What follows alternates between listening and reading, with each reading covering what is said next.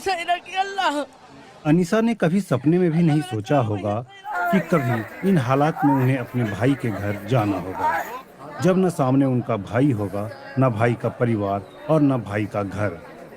अब लोग उन्हें सहानुभूति दे रहे हैं। अनीसा जिस तरह अपने भाई का मकान छोड़कर गई थी, मंजर बता रहे हैं कि बस एक रात में ही यहाँ सब कुछ बदल चुका है। राजधानी दिल्ली के मुस्तफाबाद इलाके की इस गली में शुक्रवार देर रात करीब 2:30 बजे लोगों की नींद एक जोरदार आवाज के साथ खुली। स्थानीय लोगों ने भागकर देखा तो जहां कुछ देर पहले एक 4 मंजिला इमारत मौजूद थी, वहां बस मलबे का ढेर बचा हुआ था।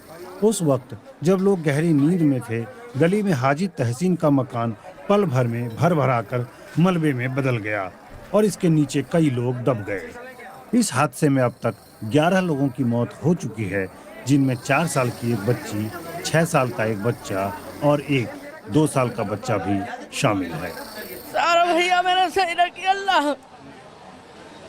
अल्लाह मेरा चारों भैया सही रखिए। अल्लाह मेरा भैया सही रखिए बस। अल्लाह मेरे भैया का जोड़ा ना बिचारिए बस। जंगल में रह लेंगे मेरे भैया, हम अब कैसे भी रह लेंगे मेरे भैया, तुम आ जाओ निकल कर। सबर नारा विरोध। उम्मीद मत छोड़ो, आखिरी दम तक उम्मीद मत छोड़ो। सब उम्मीद के ऊपर ही बैठे। मेरे पापा हैं, अम्मी हैं, भैया हैं, दोनों भाभी है 2 और 3 बच्चे, 3 उनके बच्चे हैं, एक के 2 हैं, मेरे नाना हैं, सब हैं। बस एक जना निकले, अभी 6 निकल गए हैं, रात निकाले और बाकी हैं अंदर। ये ज़्यादा पुराना नहीं था, ये तो अभी 10-12 साल पहले ही बनाया है। पहले ये 1 मंजिल था, फिर दूसरी मंजिल बनाई, ऐसे करके ये 2-3 भागों में बनाए, एक साथ नहीं बना था और मजबूत करके बनाया था इसे। इसमें मकान में तो कोई कमी नहीं थी, ये तो बस ऐसे समझ लो कि पता नहीं कोई, हम लोग भी हैरत में कि ये ऐसे कैसे गिर गया। देखा आपने, एक बच्चे को निकाला गया है, जो छोटा सा मासूम बच्चा है। परवरदिगार ऐसा मंजर किसी को ना दिखाए जो मंजर अपनी आंखों से हमने देखा है। ये मंजर परवरदिगार किसी को, समझो छोटा बच्चा एक मलबे में से निकाला गया, परवरदिगार ऐसा मंजर किसी को ना दिखाए। इस मकान में हाजी तहसीन और उनका परिवार रहता था, जिनमें बच्चे और परिवार के अन्य सदस्य शामिल थे। इसके अलावा यहाँ 3 किराएदार भी रहते थे। हादसे के बाद सबसे पहले स्थानीय लोगों ने राहत का काम शुरू किया, फिर धीरे धीरे पुलिस प्रशासन, सिविल डिफेंस, एनडीआरएफ और अन्य टीमें पहुंची। मुस्तफाबाद इलाके की तंग और संकरी गलियों में छोटी छोटी जगहों पर आपको ऊंचे ऊंचे मकान देखने को मिलेंगे। इस मकान के गिरते ही इलाके का मंजर पूरी तरह बदल गया है।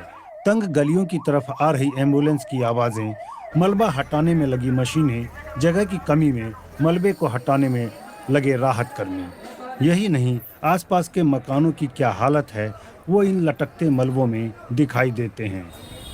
दिल्ली देश की राजधानी है, जिस पर देश ही नहीं दुनिया भर की नज़र होती है। फिर भी ऐसे मकानों के निर्माण की अनुमति कैसे मिल जाती है? जिन मकानों को अनुमति नहीं मिलती है वो फिर भी कैसे बन जाते हैं?